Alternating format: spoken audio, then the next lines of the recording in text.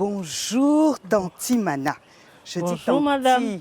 Comment allez-vous? Bien, merci. Bienvenue au Maternelle d'Afrique. Merci bien. Vous savez quoi, j'enlève mes chaussures parce que l'histoire de femmes là, avec les hauts talons, on sait faire la belle, mais quand on reçoit des femmes importantes, on doit être à l'aise. Ah oui, surtout. Vous allez bien? Bien, merci. Et vous-même? Je vais bien, je vous remercie. Alors, Ouais. comment passe-t-on, dites-moi, comment passe-t-on d'hôtesse d'accueil Oui. à directrice d'opération dans le service d'un aéroport, c'est ça? C'est ça, hein? Oui. Comment Oui, on dit? On dit directrice d'opération aéronautique ou Ouais. directrice d'opération d'une société aéroportuaire? Oui. Comment Bon, dit-on? on va y aller tout doucement. Alors, dites-moi. D'abord, la direction s'appelle la direction des opérations aéronautiques, D'accord. qui à l'époque était déjà la direction de l'exploitation. OK. Il y a à peine 2 ans, ils ont changé la dénomination. Et donc, comment passe-t-on d'agent d'exploitation à directrice d'exploitation? Il faut d'abord avoir le prérequis, le prérequis scolaire, qui fait que quand vous venez dans l'entreprise, vous faites toujours une différence dans ce que vous faites par rapport aux autres. Et comme je le disais, quand vous êtes agent d'exploitation, vous avez une vue d'ensemble. Vous touchez à tout. Vous touchez à tout, à tout et à tout. Et vous devez être apte à répondre de toutes les situations qui se présentaient dans l'aérogare.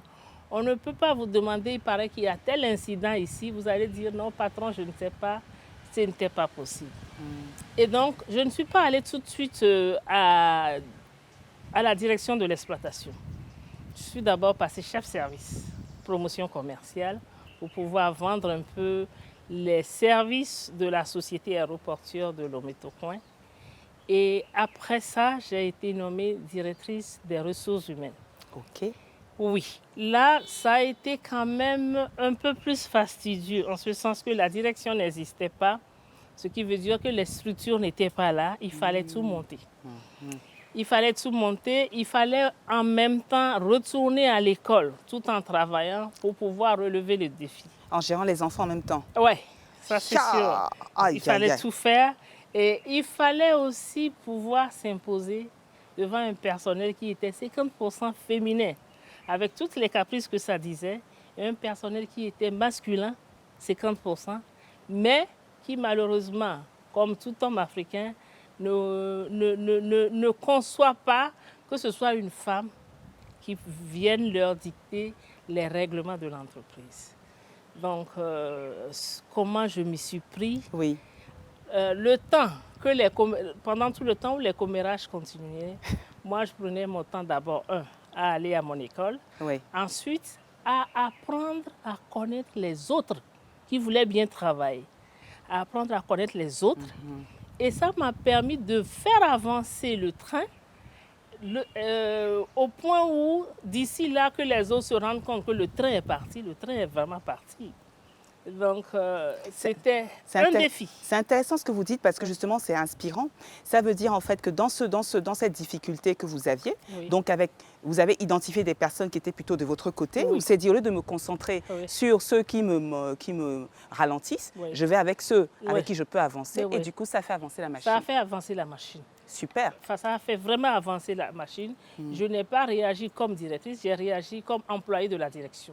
Et donc, on a créé une atmosphère qui fait que les autres ne pouvaient pas ne pas s'y aller. Eh bien sûr. Parce qu'ils sont là pour travailler. Bien Il sûr. va falloir donner un rendement à la fin du mois.